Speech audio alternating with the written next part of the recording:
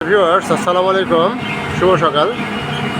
আমি দেখাচ্ছিলাম চাপায় টু সোনা মসজিদ রাস্তার সম্প্রসারণ কাজের দৃশ্য। ব্রেক দিয়ে মাটি খুঁড়ে ট্রাক লোড করা হচ্ছে। এক সাইডে খোঁড়া হয়ে গেছে, রোলার দিয়ে গর্তগুলো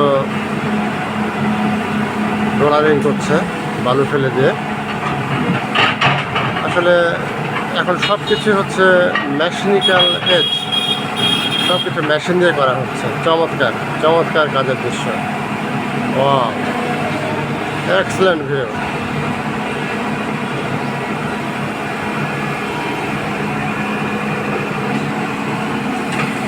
বাড়তি মাটিগুলো ট্রাকে তুলে দিচ্ছে, অন্যত্র নিয়ে যে ফেলবে।